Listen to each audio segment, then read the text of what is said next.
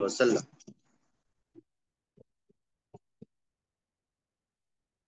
আমাদের পূর্বে আলোচনা চলছিল, এখানে যে মূল শিরোনাম ছিল, যে শিরোনামের অধীনে আমরা এই মাসালাগুলি আলোচনা করছিলাম, যে লাবুদ্দা মিনাল মুরাজাআ ইলাল মাখাজিল আসলি, মূল উৎসের দিকে ফিরে যেতে হবে সকল ফতোয়া এবং মাসালার ক্ষেত্রে।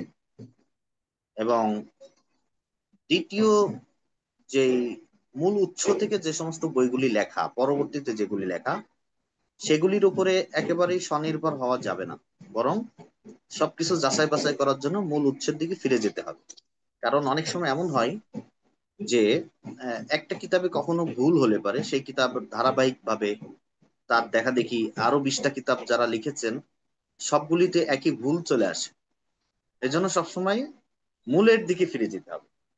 তো মূলের দিকে ফিরে গেলেই সবকিছুর সমাধান পাওয়া যাবে। অনেক সময় মানুষ, যদি আমরা যারা বাইতুল্লাহ শরীফে যারা গেছেন, তা যারা নতুন যায় বিশেষ করে, তাদের জন্য তো জায়গাটা অনেক, রাস্তাগুলি খেয়াল করে দেখবেন অনেক জটিল। বিভিন্ন রাস্তা থেকে আসলে সবগুলি একই রকম মনে হবে। তো ওখানে গিয়ে অনেকে হারিয়ে যান। কিন্তু ওখানে যারা একটা জিনিস মনে রাখেন তার হারান না। সেটা হচ্ছে যে ওই মাতাফের জায়গাটা, এটাকে যদি মূল কেন্দ্র ধরেন, মাতাফ, কাবা শরীফের প্রান্তর, এই মাতাফটাকে কেন্দ্র ধরে আপনি যেখানে হারিয়ে যান, যে প্রান্তে যান না কেন, আবার মাতাফে আপনি ফিরে আসতে পারবেন। তো মনে করেন আপনি মাতাফে ফিরে আসলেন, তো এরপরে বিভিন্ন দরজা আছে, আপনি কোন দরজা দিয়ে বের হবেন সেটা যদি শনাক্ত করে রাখেন, মাতাফে আসার পরে ঘুরে ঘুরে ওই দরজাটা খুঁজে আগে বের করবেন, এরপরে ওই দরজা দিয়ে আপনি আবার বের হলেন, তো জায়গা মতো পৌঁছে যাবেন। তো এটা হচ্ছে বিষয়টা, হলো সব জিনিসের ক্ষেত্রে, শুধু কিতাবে নয়, মানুষ যখন মূলের দিকে ফিরে যাবে, তো মূলের দিকে ফিরে গেলে ইনশাল্লাহ সেখানে আহ সমাধানটা পেয়ে যাবে। হাকিকি সমাধানটা সেখানে সে খুব ভালো মতো পেয়ে যাবে। এই জন্য বলা হয়েছে মূলের দিকে ফিরে যেতে। 1 মিনিট, একটু সমস্যা হচ্ছে মোবাইলে। ঠিক আছে।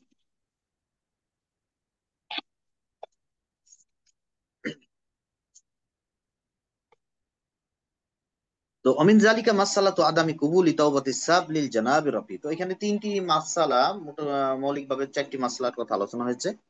2টি মাসলা আমরা পড়েছিলাম, আরেকটি মাসলা আজকে খুবই প্রাসঙ্গিক এখন বর্তমান সময়ের জন্য। এই মাসলাটিও খুব আলোচনা হয়েছে কিতাবের ভিতরে, কিন্তু প্রায় কিতাবের ভিতরে মাসলাটি ভুল লেখা হয়েছে। আমরা শুরুতে বলেছিলাম, মনে আছে, যে কখনো কখনো কোনো কোনো মুফতি সাহেব তাদের বই লিখতে গিয়ে অন্য মাযহাবের ফতোয়া লিখে ফেলেছে। হানাফি মাযহাবের ফতোয়া না লিখে ভুলক্রমে অন্য মাযহাবের ফতোয়া লিখে ফেলেছেন। আর ওইটার দেখা দেখি আরো 10টা কিতাব এসে একই মাসলা নকল করেছে। তো এরকম একটি মাসলার উদাহরণ হলো মাসালাতু আদামি কবুলি তাওবাতিস সাব লিল জানাবির রাফি। আল্লাহ রসুল সাল্লাহ আলী সাল্লাম, জানাবির রফি মানে আল্লাহ রসুল সাল্লাহ আলি সাল্লাম। হ্যাঁ, জানাব এটি সম্মান সূচক শব্দ, রফি মানে সুউচ্চ, মহান, সাল্লাহ আলী আসসালাম অর্থাৎ আল্লাহর হাবিবকে বোঝানো হয়েছে। তো আল্লাহর হাবিব সাল্লাহ আলী সাল্লামকে যারা গালিগালাজ করে, ব্যঙ্গাত্মক কথা বলে, তাকে উপহাস করে, সহজ কথা তাকে যদি গালি দেয়, বর্তমান সমাজে যেটি অনেক নাস্তিকদের ট্রেডিশন হয়ে গেছে, তারা জাতে উঠতে চাইলে আল্লাহর হাবিব সাল্লাহ আলি সাল্লামের শানে গোস্তাকি না করলে তাদের যেন জাতে ওঠা হয় না। বিষয়টা অনেকটা এমন হয়ে গেছে, যখন তখন যে কেউ এই কাজটি করছে, হিন্দুরা করছে, খ্রিস্টানরা করছে, এবং সারা পৃথিবীতে এই কাজটি ঘটছে। সমস্ত আক্রোশ এবং ক্রোধ তাদের যেন ওই পবিত্র কালামুল্লাহ শরীফের সাথে আর আমাদের নবী সাল্লাহ আলিয়া সাল্লামের সাথে। তো আদাওয়াতি এবং দুশ্মনী, এটার কারণ তারা গুস্তাকি করে আল্লাহ রসুল সাল্লাহ আলিয়া সাল্লামের সাথে। এখন যে ব্যক্তি এই কাজটি করবে, সেই ব্যক্তি যদি অনুসূচিত হয়ে তৌবা করে আবার ফিরে আসে, যে আমার ভুল হয়েছে, আমি ফিরে আসলাম, তৌবা করলাম, এখন এই ব্যক্তি তৌবা কবুল হবে কি হবে না, তার কবুল, তার তৌবা গ্রহণ করা হবে নাকি তাকে হত্যা করা হবে, তো এই বিষয়টা নিয়েই মূলত উলামায়ে কেরামের মধ্যে কিতাব লেখার মধ্যে একটু ত্রুটি দেখা দিয়েছে। সেটি হলো, দেখেন, ফাকাত নাকালা সাহিবুল ফাতাওয়াল বাজ্জাজিয়া, এই ফতোয়ার কিতাবে প্রথমে একটা কথা নকল করা হয়েছে যে আন্নাহু ইয়াজিবু কতলুহু ইনদানা, তিনি বলছেন তাকে কতল করা আমাদের নিকটে ওয়াজিব। যে ব্যক্তি আল্লাহ রসুলের শানে গোস্তাকি করবে তাকে কতল করা আমাদের কাছে ওয়াজিব। ওয়ালা তুকবালু তাওবাতুহু ওয়া ইন আসলামা, এই যে এই কথাটুকু, সে যদি নতুন করে মুসলমান হয়, তওবা করে ফিরে আসে, তবুও তার কথাকে গ্রহণ করা হবে না, তার তওবা কবুল করা হবে না। তো এই কথাটি বলছেন কিভাবে, যে ইনদা না, হানাফি মাযহাবের কথা বলেছেন। এবং তিনি এটা দলিল হিসাবে ওয়াজা জালিকা ইলা শিফা লিল কাজী ইয়াজ আল মালিকি, তিনি এই কথাটিকে সম্পৃক্ত করেছেন আল্লামা কাজী ইয়াজ আল মালিকির দিকে, যে তিনি তার কিতাবের ভিতরে এই বিষয়টি এভাবে উল্লেখ করছেন। সেখানে এমন আছে, আজমা আওয়াম আহলিল ইলমি আলা আন্না মান সাব্বান নবী সাল্লাল্লাহু আলাইহি ওয়াসাল্লাম ইয়াকতাল, যে ব্যাপারে সকল আহলে ইলম একমত পোষণ করেছেন, ঐকমত্য পোষণ করেছেন যে আল্লাহ রসুলের শানে গুস্তাকি করবে তাকে হত্যা করা হবে। আর এই কথাটি যারা বলেছেন তাদের মধ্যে একজন হলেন মালিক ইবনে আনাস, লাইস আরেকজন, এবং আহমদ রহমতুল্লাহ আলাইহিম, ইসাক রহমতুল্লাহ আলাই প্রমুখ ব্যক্তিবর্গ, এবং এটি ইমাম শাফি রহমতুল্লাহ আলাইহির মাযহাব। কাজী আবুল ফজল তিনি বলেছেন, ওয়া মুক্তাজা কওলি আবি বকরিন সিদ্দিক রাদিয়াল্লাহু আনহু, এটি মূলত এই যে এই সমস্ত তাবেঈ হযরতগণ এই ফতোয়াটা দিয়েছেন মূলত আবু বকর সিদ্দিক রাদিয়াল্লাহু তাআলা আনহুর কথার মুক্তাজা অনুযায়ী, হুবহু কথা না, তার কথার মুক্তাজা অনুযায়ী। এবং ওয়ালা তুকবালু তাওবাতু ইনদা হাউলাই, সে কিতাবে এখন এরকম আছে যে তারা মনে করেন এদের তওবা, এই এই লোকের তওবা গ্রহণযোগ্য হবে না, যিনি আল্লাহ রসুলের, যে লোকটি আল্লাহ রসুলের শানে গুস্তাকি করে। আবার সেখানে এতটুকু কথাও যুক্ত আছে, অবিমিসলিহি ক্বালা আবু হানিফা ওয়া আসহাবুহু ওয়াস সাউরিয়্যু আহলুল কুফা ওয়া আল আউজাঈ ফিল মুসলিম। কিন্তু সেখানে শেষে আরেকটু কথা আছে, এই কথাটুকু এটা যুক্ত করতে ভুলে গেছেন, অথবা এই কথাটা বুঝতে ভুল হয়েছে। সেখানে আছে হিয়া রিদ্দা, রিদ্দাতুন মানে এটা একটা, মানে আল্লাহ রসুলের শানে কেউ যদি গুস্তাকি করে, তো এটা মূলত একটা রিদ্দতের মাসলা। রিদ্দত মানে ধর্মত্যাগ বা ইসলাম ত্যাগ, দিন ত্যাগ যদি কেউ করে, কেউ যদি ইসলাম ধর্ম ছেড়ে দেয়, সেই মাসলার সাথে এই মাসলাটিকে এক করা হয়েছে। আর এই যখনই এই কথাটা এখানে আসছে সেই কিতাবের ভিতরে হিয়া রিদ্দা, তখন তো এই কথাও সামনে চলে আসে যে রিদ্দাতের হুকুম কি হানাফি মাযহাবে, সেটি সামনে আসতে হবে।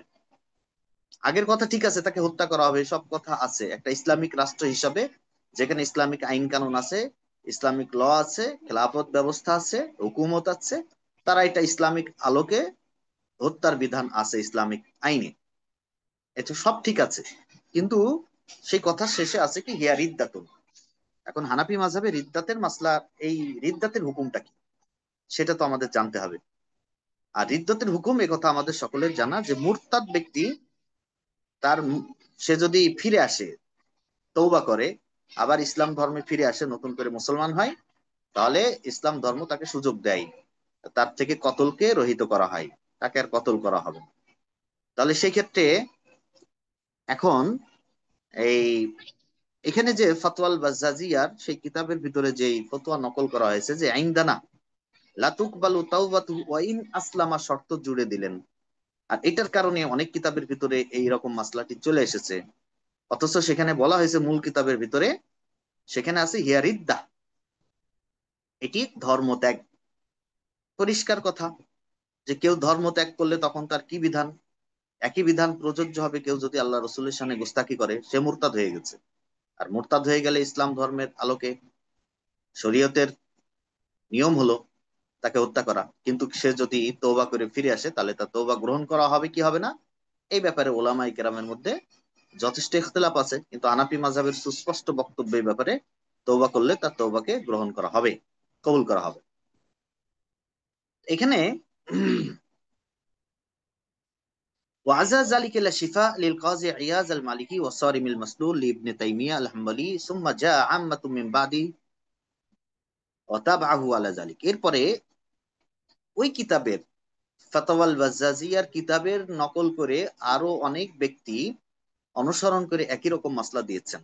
ওয়াজাকারুহু ফি কুতুবিহিম, তাদের কিতাবের ভিতর তারা এই মাসলাটি উল্লেখ করেছেন। হাত্তা খাতিমাতুল মুহাক্কিকিন ইবনুল হুমাম, এমনকি শ্রেষ্ঠ মুহাক্কিক খাতিমাতুল মুহাক্কিকিন বলা হয় যে ওই ইবনুল হুমাম রহমতুল্লাহ আলাইকে, সেখানেও এই কথাটা উল্লেখ আছে। তিনি বলেছেন কুল্লু মান আবগাজা রাসূলুল্লাহ সাল্লাল্লাহু আলাইহি ওয়াসাল্লাম। দেখেন সেই কিতাবের ইবারত দেখেন, কুল্লু মান আবগাজা রাসূলুল্লাহ সাল্লাল্লাহু আলাইহি ওয়াসাল্লাম বিকলবিহি কানা মুরতাদ্দান, যারা আল্লাহ রসুলের সাথে ঘৃণা রাখে, অন্তর থেকেও যদি ঘৃণা রাখে, মুখে প্রকাশ করে নাই কিন্তু অন্তর থেকে আল্লাহ রসুলকে পছন্দ করে না, ঘৃণা রাখছে আল্লাহ রসুলের প্রতি কোনো কারণবশত, তো সেই কিতাবের বর্ণনা অনুযায়ী কানা মুরতাদ্দান, সে মুরতাদ হয়ে যাবে। এখন যে শুধু ঘৃণাটা অন্তরের ভিতর চেপে রাখেনি, বরং জবান থেকে প্রকাশ করে ফেলেছে, তাহলে বত্তরিকে আওলা, অবশ্যই সে মুরতাদ হয়ে যাবে, এতে কোনো সন্দেহ নাই। ফাসাব্বু বিতরিকিন আওলা সুম্মা ইউকতালু ইনদানা, এরপরে আমাদের মাযহাব অনুযায়ী তাকে কতল করা হবে। ওয়ালা তুকবালু তাওবাতুহু, তার তওবা কবুল করা হবে না। ফি ইসকাতিল কাতলি, কতল রহিত করার ব্যাপারে তার তওবা কবুল করা হবে না, সেই কিতাবের ভিতরে এই কথা এসেছে। ওয়াসাহিবুদ দুরারি ওয়াল গুরার মা আন্নাল্লাযী ফি শিফা ওয়াস-সারিবিল মাসলুল, তো এই দুটি কিতাবের ভিতরে যে কথাটি আছে যে আন্না যালিকা মাযহাবুশ শাফিঈয়্যা ওয়াল হানাবিলা, এই মাযহাব অর্থাৎ তওবা কবুল না করার মাযহাবটি কার? ইমাম শাফি রহমতুল্লাহ আলাইহি, অর্থাৎ শাফি মাযহাবের, হাম্বলি মাযহাবের। এবং ইমাম মালিক রহমতুল্লাহ আলাইহির এই ব্যাপারে দুটি মত পাওয়া যায়। তার একটি রিওয়ায়াত মাআল জাজমি, এবং এই কথা দৃঢ়তার সাথে বাস্তব যে বিনাকলি কবুলি তাওবা ইনদানা, যে তার তওবা গ্রহণ করা হবে আমাদের মাযহাব অনুযায়ী, হানাফি মাযহাবে, এটা সুনির্দিষ্ট এবং প্রতিষ্ঠিত মত। ওয়াল মানকুলু ফি কুতুবিল মাযহাবিল মুতাকাদ্দিমা, আর এই কথাটি মুতাকাদ্দিম উলামায়ে কেরামের যে সমস্ত কিতাব, সেই সমস্ত কিতাবের ভিতরে বর্ণিত আছে। কিতাবিল খরাজ লিআবি ইউসুফ ওয়া শারহি মুখতাসারিল ইমাম আত-তাহাবি ওয়ান নুতাফ ওয়া গায়রিহা মিন কুতুবিল মাযহাব, এই জাতীয় কিতাবের ভিতরে সেই কথা বর্ণিত আছে, যেমনটি এখানে দাবি করা হলো। যেমন আবু ইউসুফ রহমতুল্লাহ আলাইহি বলেছেন, খরাজ নামক যে কিতাবের কথা এখানে বলা হলো, সেখানে আছে আইয়ুমা রাজুলিন মুসলিমিন সাব্বা রাসূলুল্লাহ সাল্লাল্লাহু আলাইহি ওয়াসাল্লাম আও কাযাবাহু আও আবাহু আও তানাক্কাসাহু ফাকাদ কাফারা বিল্লাহি তাআলা, কেউ যদি আল্লাহ রাসূল সাল্লাল্লাহু আলাইহি সাল্লামকে গালি দেয়, তাকে মিথ্যাবাদী বলে, অথবা তাকে তাকে দোষারোপ করে, অথবা তার মানহানি করে, তাহলে সে অবশ্যই আল্লাহর সাথে কুফরি করবে। ওয়াবানাত মিনহু ইমরাতুহু, এবং তার স্ত্রী তার থেকে বাইন তালাক হয়ে যাবে। বাইন তাআব্বা, বাইন তাআবা, সে যদি এখন তওবা করে তো ভালো কথা।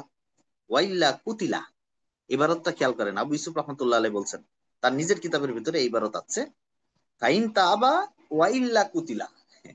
এই কথাটুকুর মর্ম হলো এই, সে যদি তওবা করে তো ভালো কথা, আর না হলে তাকে কি করা হবে? হত্যা করা হবে। তাহলে বোঝা গেল তওবা করলে তার তওবাটাকে গ্রহণ করা, তওবা করার সুযোগ দেওয়া হবে আমাদের মাযহাবে, এটি হলো মূল কথা। আর অন্য মাযহাবের ক্ষেত্রে হলো তার তওবাও কবুল করা হবে না, এই ব্যাপারে তারা খুব কঠোর।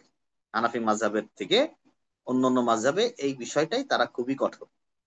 তো যাই হোক, এখন বক্তব্য হলো অন্য মাযহাবের, কিন্তু আমাদের মাযহাবের কিতাবের ভিতরে আমাদের কথা দিয়ে, অর্থাৎ ইমাম আবু হানিফা রহমতুল্লাহ আলাইহির মত, আমাদের মত এই কথা বর্ণনা করে এটা তওবা কবুল করা হবে না, এই কথাটা উল্লেখ করাটা, এটা হচ্ছে এই ওই উদাহরণ, যে একই ভুল বারবার বিভিন্ন কিতাবের ভিতরে চলে আসার উদাহরণ।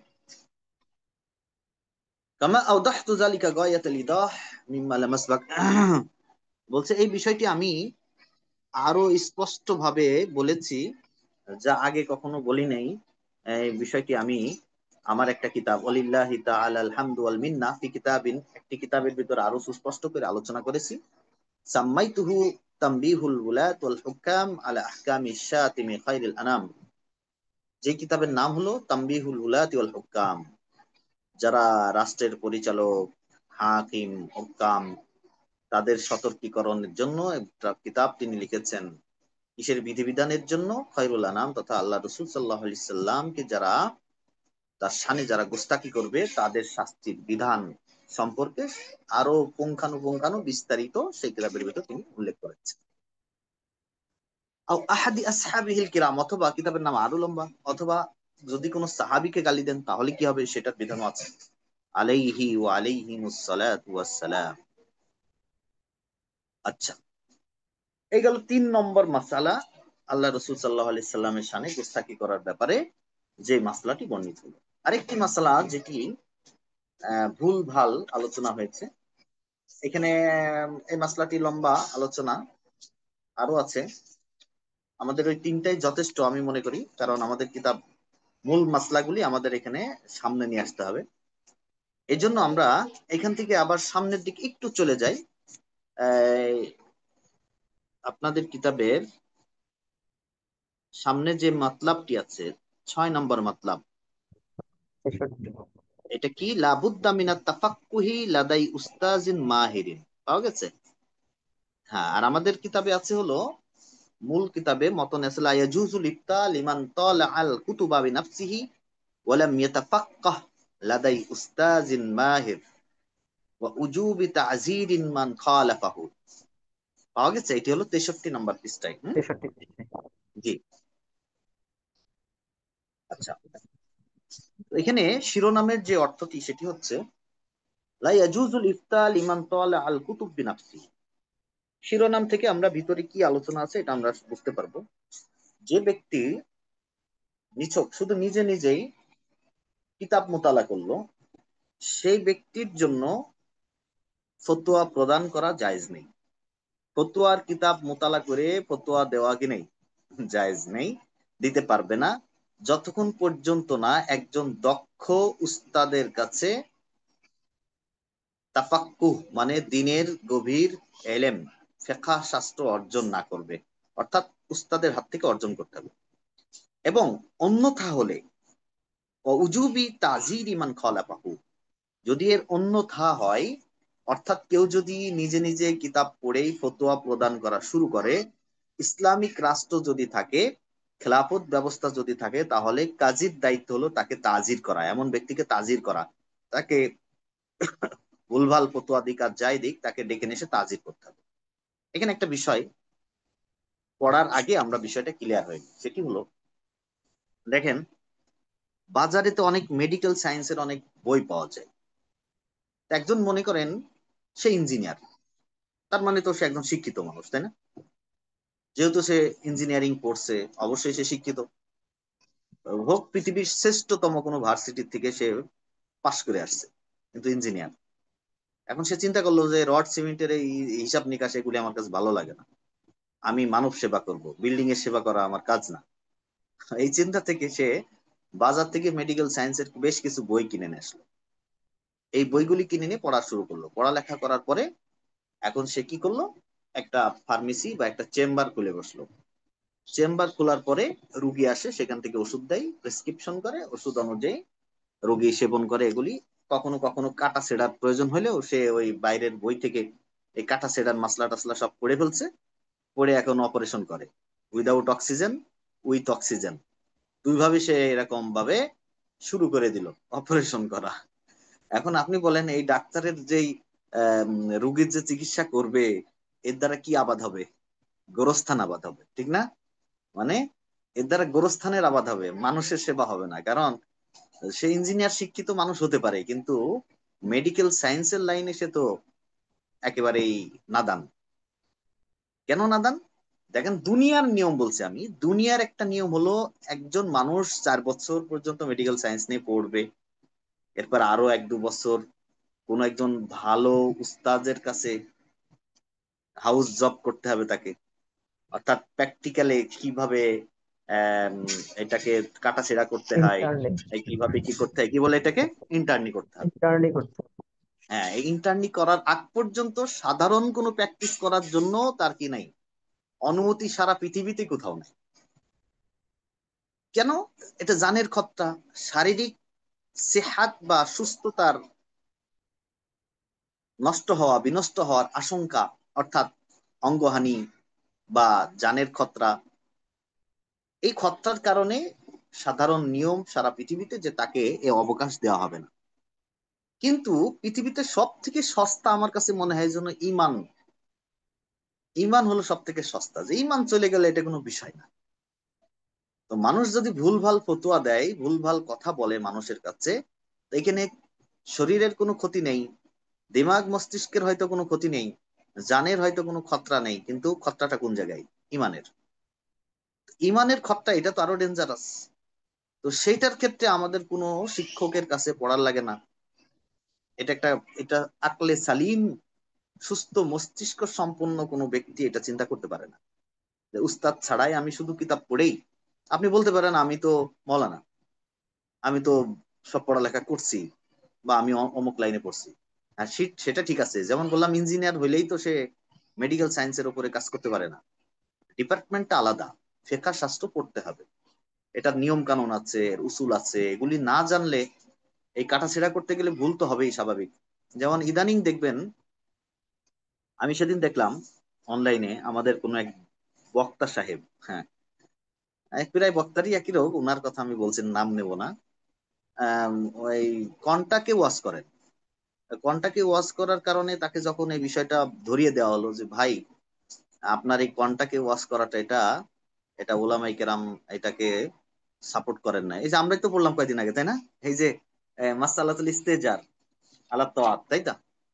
তো ইস্তেজার আলা তাআতের মাসলা এটা, এটা তো কোনো ওলামাই কেরাম এটাকে এভাবে কন্টাক্ট করে যাওয়াটাকে, এটাকে কেউ সাপোর্ট করেন না। হ্যাঁ, তারা যদি খুশি হয়ে কিছু আপনাকে দেয়, আর দেওয়ারও একটা লিমিট আছে, যে আপনার খরচ, আপনার যাওয়া আসার খরচ, আপনার একটা এই এই এই অনুযায়ী যদি দেয়, সেটাকে অনেকেই বলছেন, ঠিক আছে। তো সেই ক্ষেত্রে আপনি কন্ট্যাক্ট করে নেওয়ার এটা কোনো রকম অবকাশ নেই। তিনি কি উত্তর দিচ্ছেন জানেন? উত্তর দিচ্ছেন যে এই যে এখন এই যে হুজুররা যারা মাদ্রাসায় পড়ায় বেতন পায় 10,000 12,000 টাকা, এখন দেখছে সারা মাস মিলে ওরা 10 12 হাজার টাকা পায়, আর আমরা একদিনে 60,000 1,20,000 টাকা পাই, এই জন্য হিংসা লাগে। এই হিংসার কারণে এই ফতোয়া দিয়েছে যে এটা কি করা যাবে না, এটা জায়েজ নেই, বৈধ নেই। তা সে আবার অনেকগুলি যুক্তিও দিছে, হ্যাঁ, তোমরা যে ইমামতি করে টাকা নাও, মাদ্রাসায় পড়িয়ে টাকা নাও, এখন একে কি দিয়ে বুঝাবেন আপনি বলেন? হ্যাঁ, তাকে কি দিয়ে বুঝাবেন? ও তো মাওলানা, বড় বক্তা, তার বাংলাদেশ চিনে, ভাইরাল, একবারেই চিনে। ভাইরাল বক্তা, ভাইরাল বক্তা। হ্যাঁ, এখন তাকে তো বুঝাতে হলে তো তার এই ইফতার কিতাবগুলি পড়ার লাগবে, বুঝেন নাই? এই মাসলা মাসাইল উস্তাদের কাছে, দক্ষ উস্তাদের কাছে যদি তিনি না পড়ে থাকেন, তাহলে এটা আমি বলে বা অন্য কেউ বলে তো এটা তার ভিতরে ওইভাবে বোঝানো মুশকিল, সম্ভব না। এজন্য ফিকহা, উসুলে ফিকহা, ইফতার যে সমস্ত নিয়ম কানুন, ফিকহার যে সমস্ত কিতাবগুলি, অন্তত এর মুতালা, এর মুরাজাত থাকলেও অন্তত, যারা আপনারা এই যে অনলাইনে যারা পড়ছেন, পুরা কিতাব সবগুলি শেষ করতে পারবেন না, কিন্তু আপনার ভিতরে একটা ভয় ঢুকে যাবে যে না, আমি যে কোনো মাসলা সামনে আসলেই আমি সাথে সাথে এটাকে বলতে পারি না, আমার আগে এটাকে তাহকিক করতে হবে। মূলত আমাদের মাকসাদ এটাই যে আপনার ভিতরে তাহকিকের মেজাজ তৈরি করে দেওয়া। আপনি যেন কোনো মাসলার সম্মুখীন হলে নিজের পক্ষ থেকে ঠাস করে এটা বলে না দেন, বরং এই আল মাখাজুল আসলির দিকে ফিরে যান, সেখানে কি আছে এটা যেন নিজে নিজে মোতালা করে অথবা মোরাজাত করে যেন আপনি ফতোয়াটা দিতে পারেন, বলতে পারেন, তাতে জাতি উপকৃত হবে। নচেত সমগ্র জাতি এভাবে বিভ্রান্ত হবে। তো এই কারণেই যে কথাটি বলছিলাম, ইমানের মূল্য আজকে খুবই কমে হয়ে গেছে। আপনারা বুখারী শরীফের ভিতরে একটা শিরোনাম পড়েছেন কিতাবুল এলেমের ভিতরে, সেখানে ওই শিরোনামটা হলো কি, যে ইন্নামাল ইলমু বিত্তাআল্লুম। এখানে বুখারী শরীফের ভিতরে একটা শিরোনাম আছে, সেই শিরোনামটা হলো ইন্নামাল ইলমু বিত্তাআল্লুম। কেউ কেউ বলছেন ইমাম বুখারী রাহমাতুল্লাহ আলাইহির কওল এটি, আবার কেউ কেউ বলছেন এটা হাদিসেরই অংশ। আচ্ছা, যাই হোক, তো এলেম কাকে বলা হয়? এই ছোট্ট কথার ভিতর কিন্তু এলেমের পরিচয় চলে এসেছে, সুন্দরভাবে এলেমের পরিচয় আছে। ইন্নামাল ইলমু বিত্তাআল্লুম, এলেম হবে শিক্ষা অর্জনের মাধ্যমে, অর্থাৎ শিক্ষা গ্রহণ করা। তাআল্লুম মানে শিক্ষা গ্রহণ করা, একজন উস্তাদের কাছে শিক্ষা গ্রহণ করার যেটা হয় সেটাই, অর্থাৎ উস্তাদ ছাড়া এলেম হবে না, কিতাব দিয়ে এলেম হবে না। ইসলামের বিধানই হলো, একেবারে ইসলামের মূলনীতি হলো দুইটি জিনিস, কিতাবুল্লাহ এবং রিজালুল্লাহ, দুইটাই লাগবে। যদি শুধু কিতাব দিয়েই সব সমাধান হয়ে যেত তাহলে আল্লাহ তাআলা ডাইরেক্ট কিতাব নুসখা আকারে পাঠাতেন। আল্লাহ নুসখা আকারে পাঠাননি, আয়াত আয়াত করে পাঠিয়েছেন। আর সেটি জিবরাইল আলাইহিস সালাম আল্লাহ রসুল সাল্লাহ আলাইহি সাল্লামের কাছে পৌঁছেছেন, আল্লাহ রসুল সাল্লাহ আলাইহি সাল্লাম উম্মার কাছে পৌঁছেছেন। এবং সেই পরম্পরায় আমাদের কাছে আসছে যে সনদ, এই সনদ যদি না থাকে তাহলে সনদের ইনকিতা হয়ে গেলে, মাঝখান থেকে যদি কর্তন হয়ে যায়, এটা আল ইলমু বিত তাআল্লুম হলো না। এজন্য ইন্নামাল ইলমু বিত তাআল্লুম, এলেম তাকেই বলা হবে যেটি উস্তাদের কাছ থেকে শেখা হবে, উস্তাদের মাধ্যমে শেখা হবে, উস্তাদের ইজাজত ক্রমে শেখা হবে। অর্থাৎ একজন দক্ষ উস্তাদ খুব জরুরি যে কোনো এলেম অন্বেষণ করার জন্য। না হলে মৌলানা সাহেব পড়বে মরা মাছলি খানা জায়েজ है, তো মরা মাছলি পড়ার জায়গায় পড়বে মরা মুসল্লি খানা জায়েজ है। তো উম্মতকে ফতোয়া দিয়ে দেবে যে মানুষ মুসল্লি যদি হয়, নামাজি ব্যক্তি যদি মারা যায় তাহলে তার গোশত খাওয়া জায়েজ। কিন্তু ফতোয়ার কিতাবে আছে কি মরা মাছলি খানা জায়েজ হ্যাঁ, অর্থাৎ মাছ মারা গেলেও তা খাওয়া যাবে। কিন্তু এক মৌলানা সাহেব এটা পড়ছেন বইয়ে, কিন্তু পড়ছেন মাছলির জায়গায় তিনি পড়ছেন মুসল্লি। মুসল্লি পড়ে নিজে তো গুমরা হয়েছেন, দল্লা ওয়াদাল্লা মুসল্লিদের ফতোয়া দিয়ে দিছেন যে মুসল্লি যদি মারা যায় তাহলে তার গোশত খাওয়া যাবে। তো বিপদে পড়ে গেছেন। এরকম আমাদের বাংলাদেশে অনেক বক্তা আছে দেখবেন, স্টেজে বসে এরকম ভুলভাল ফতোয়া দিচ্ছেন, দিদারছে। খুব আশ্চর্য লাগে, তখন বুঝি যে ওর ভুলটা কোন জায়গায় হয়েছে, যে সে ওখান থেকে এই ভুলটা করছে, শব্দটা এটা ভুল পড়ছে, পড়ার কারণে মাসলা পুরা উল্টিয়ে গেছে। একদিন এক বক্তার ওয়াজ শুনছি, রাস্তা দিয়ে যাচ্ছি, আর তিনি জোরে জোরে বলছেন যে আলা ইন্না ফিল জাসাদি মুজগা, আছে না, ইজা সালুহাত সালুহাল জাসাদু কুল্লু ওয়া ইজা ফাসাদাত ফাসাদাল জাসাদু কুল্লু ইল্লা ওয়াহিয়াল কলব। সে কি বলছে? ইল্লা ওয়াহিয়াল কলবু, আলা ওয়াহিয়াল কলবের জায়গায় ইল্লা ওয়াহিয়াল কলব পড়ে ফেললো। তো একটা ছোট্ট ভুল, এটা হলো বিরাট বড় ভুল, অর্থের দিক থেকে অনেক সমস্যা তৈরি করে দিতে পারে। রজুলুন কলবুহু মুআল্লাকুন বিল মাসাজিদ, 7 যুবক যে আরশের নিচে ছায়া পাবে তাদের এক ব্যক্তির কথা হাদিসে আসছে, রজুলুন কলবুহু মুআল্লাকুন বিল মাসাজিদ। ঘটনাক্রমে যদি কলবুনের অর্থ কালবুন করে ফেলে তাহলে কি অর্থ হবে চিন্তা করছেন? এমন লোক যার কুকুর মসজিদে বাঁধা থাকবে সেই বলে আরশের নিচে ছায়া পাবে। কত ডিফারেন্ট! কলবুন আর কালবুন, পার্থক্য তো সামান্যই। কিন্তু এই জন্য উস্তাজ, লাদাই উস্তাজিন মাহিরিন, এটা খুবই জরুরি। তো যাই হোক, আমরা তাহলে এখানে এই বিষয়টি আপনাদেরকে এই অধ্যায়ের ভিতরে বোঝানো হয়েছে যে শুধু নিজে নিজে কিতাব মোতালা করে ফতোয়া দিলেই চলবে না, বরং তার উস্তাদের সনদ লাগবে, সিলসিলা লাগবে। কারণ আমাদের প্রত্যেক জনের সিলসিলা আছে বিধায় আমরা মাওলানা, সিলসিলা আছে বিধায় আমরা আলেম। মাঝখানে যদি সিলসিলা কর্তন হয়ে যায় তখন আর এলেমের নিসবত থাকবে না, ইন্নামাল ইলমু বিত তাআল্লুম তখন থাকবে না। কারণ আপনি কিতাব থেকে শিখছেন, আপনি উস্তাদের কাছ থেকে শিখেন নাই। কিন্তু আমার নিয়ম হলো আমি আমার উস্তাদের কাছ থেকে, আমার উস্তাদ তার উস্তাদের কাছ থেকে, তার উস্তাদ তার উস্তাদের কাছ থেকে, এভাবে পরম্পরায় যেতে যেতে আল্লাহ রসুল জিবরাইল আলাইহিস সালাম, জিবরাইল আলাইহিস সালাম আল্লাহ তাআলার কাছে। তাহলে আমাদের রশিটা, চেন যেটি এসেছে এটি আল্লাহ তাআলার পক্ষ থেকে এসেছে, আমার পর্যন্ত এটা সম্পৃক্ত, আপনার পর্যন্ত সম্পৃক্ত। কোনোভাবে মাঝখানে যদি কর্তন হয়ে যায় তাহলে আমার সনদ নেই, মুনকাতি সনদ। এই জন্য ফতোয়া প্রদান করা জায়েজ হবে না নিজে নিজে কিতাব মোতালা করে, যতক্ষণ পর্যন্ত উস্তাজ মাহেরের কাছে দক্ষতা অর্জন না করবে। অন্যতা হলে তাকে তাজির করা যাবে ইসলামী হুকুমত অনুযায়ী। এখন দেখেন মুসান্নিফ বলছেন ওয়াকাদ রাআইতু ফি ফাতওয়া আল আল্লামা ইবনে হাজার সুইলা আন ফি শাখসিন ইয়াকরাউ ওয়া ইতালিউ ফিল কুতুবিল ফিকহিয়্যা বিনাফসি। তিনি বলছেন আমি আল্লামা ইবনে হাজারের কিতাবে ফতোয়ার ভিতরে আমি দেখেছি তাকে কোনো এক ব্যক্তি সম্পর্কে প্রশ্ন করা হয়েছে, যেই ব্যক্তি ইয়াকরাউ ওয়া ইতালিউ, ইয়াকরাউ ওয়া ইতালিউল কুতুবাল ফিকহিয়্যা বিনাফসি, যে তিনি পড়েন এবং নিজে নিজেই ফিকহি কিতাবগুলি নিজে নিজেই মোতালা করেন। ফতোয়া স্বামী পড়ছেন, ফতোয়া স্বামী পড়ে নিজেই ফতোয়া দেওয়া শুরু করছেন। ওয়ালাম ইয়াকুন লাহু শাইখুন, তার কোনো শাইখ নেই। ওয়া ইফতি ওয়া ইয়াতামিদু আলা মুতালাআতি ফিল কুতুব, আর তিনি ফতোয়া দান করেন আর সেই ফতোয়া দানের জন্য তিনি নির্ভর করেন তার মুতালার উপরে, যেটি তিনি কিতাব থেকে সংগ্রহ করেছেন। ফাহাল ইয়াজুজু লাহু যালিকা আমলা, তো শাইখকে প্রশ্ন করা হয়েছে যে এমনটি করা কি তার জন্য জায়েজ হবে? তো তিনি কি উত্তর দিয়েছেন? ফাআজাবা বিকাউলিহি, তখন তিনি যে উত্তরটি দিয়েছেন সেটি হলো এখানে আমাদের আলোচ্য বিষয়। তিনি বলেছেন, লা ইয়াজুজু লাহুল ইফতাউ বিওয়াজহিম মিনাল উজুহি, কোনোভাবেই কোনো আঙ্গিকেই তার জন্য ফতোয়া প্রদান করা জায়েজ নয়। কেন? লিআন্নাহু আমিয়ুন জাহিলুন লা ইয়াদরি মা ইয়াকুল, কারণ সে একজন সাধারণ ব্যক্তি, অজ্ঞ ব্যক্তি, সে জানে না সে কি বলবে। এখানে আমি অনেক প্রশ্নের উত্তর আগেই দিয়ে দিছি। অনেকের মনে আসতে পারে সে তো জাহেল না, অজ্ঞ না, তার তো পড়ালেখা আছে, আগে পড়েছে ঠিক আছে, তার পড়ালেখার যেই যেই বুনিয়াদের উপর সে পড়ালেখা করেছে এটা একটা স্বতন্ত্র অধ্যায়, এটা একটা ভিন্ন অধ্যায় যেখানে দক্ষতা অর্জনের জন্য শিক্ষকের প্রয়োজন হয়। কত একটা ভিন্ন জগৎ। হুম? সেখানে উস্তাদের প্রয়োজন হয়। সেই কারণে বালিল্লাযী ইয়াখুযুল ইলমা আনিল মাশাইখিল মুআতাবিরিন লা ইয়াজুযু লাহু আন ইফতিয়া মিন কিতাব।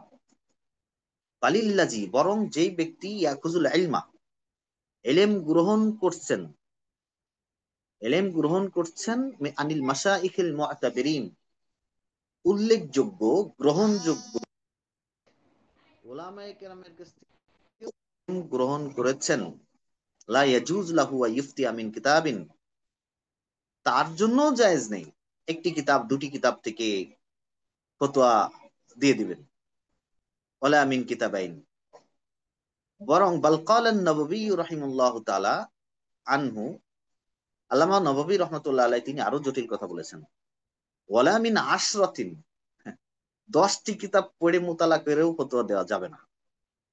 ফাইনাল আশরাতা ওয়াল 20, কারণ হতে পারে 10 বা 20 ব্যক্তি, 10টি কিতাব বা 20 জন ব্যক্তি قد يعتمدون كلهم على مقالة ضعيفة في المذهب, যে তারা সকলেই মিলে দুর্বল কোন একটা রেওয়ায়েতের উপরে নির্ভর করে বই লিখে ফেলেছেন, এমন হতে পারে। যেমনটি আমরা আগে দেখে আসলাম মাসআলাতুল সাব লিল জানাবির রাফিঈ সাল্লাল্লাহু আলাইহি সাল্লামের মাসলার ক্ষেত্রে যেমনটি আমরা দেখে আসলাম, যে এটা দুর্বল মতের উপরেই বা ভিন্ন মাযহাবের বক্তব্যকেই নিজেদের মাযহাবের বক্তব্য মনে করে চালিয়ে দিয়েছেন। কোন এক বক্তার বক্তব্যের ভিতরে তিনি, যে আমাদের মাউজুয়াতের উপর যে সমস্ত হাদিসের কিতাব লেখা হয়েছে, তিনি কিতাবটি লিখেছেনই এটা তাম্বি করার জন্য যে এটা হলো জাল হাদিস, এটা হাদিস নয়, হাদিসের নামে জালিয়াতি।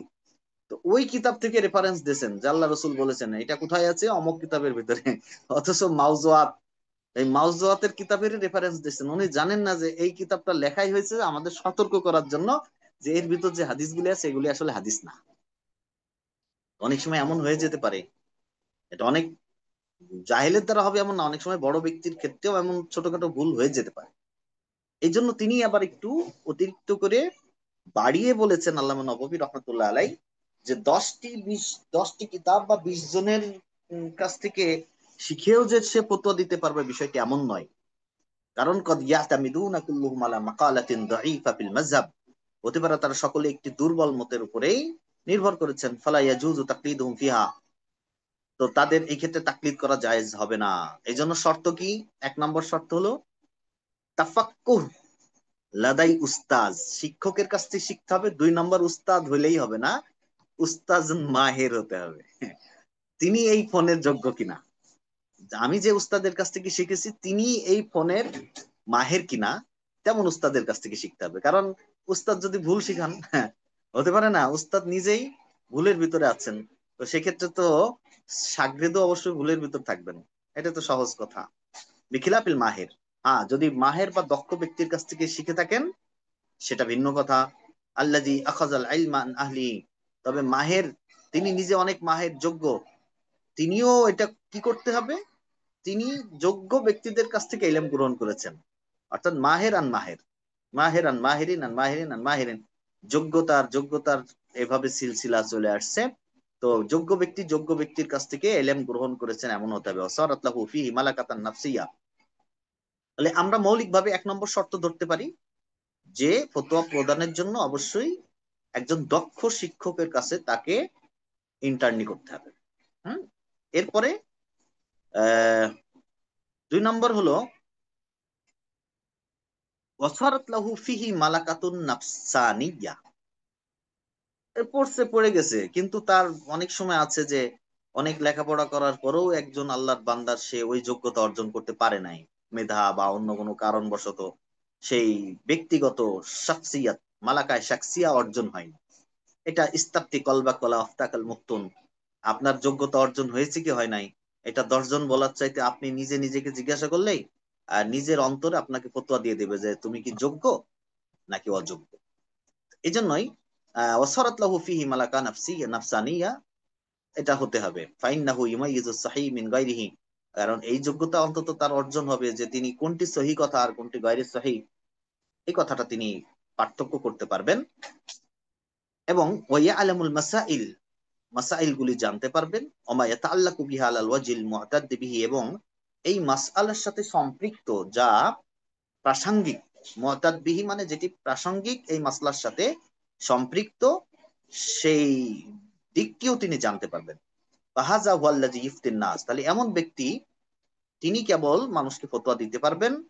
ওয়াইসলিহু আন ইয়াকুনা ওয়াসিতাতান বাইনাহুম ওয়া বাইনাল্লাহি তাআলা, এবং তিনি যোগ্যতা রাখেন মানুষের মধ্যে এবং আল্লাহ তাআলার মধ্যে প্রতিনিধিত্ব করার।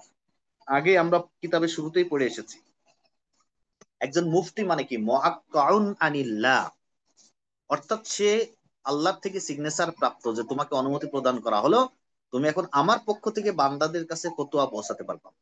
মুফতির কাজ কিন্তু অনেকটা আম, যেমন যারা বিশেষ করে মুস্তাহিদ পিসারা, তারা, তাদের থেকে তো হুকুম আসে, আল্লাহ অনুমতি দিয়েছেন যে আমার এই হুকুমটা তোমার মুখ দিয়ে তুমি বলো। বিষয়টা অনেকটা এরকম না, জটিল, কিন্তু এটা চিন্তা করলে অনেক জটিল একটা সাবজেক্ট। এই জন্য বলা হচ্ছে যে সে ওয়াসিতাতুন বাইনাহুম ওয়া বাইনাল্লাহি তাআলা, আল্লাহ এবং বান্দাদের মধ্যে সে একজন ওয়াসিতা।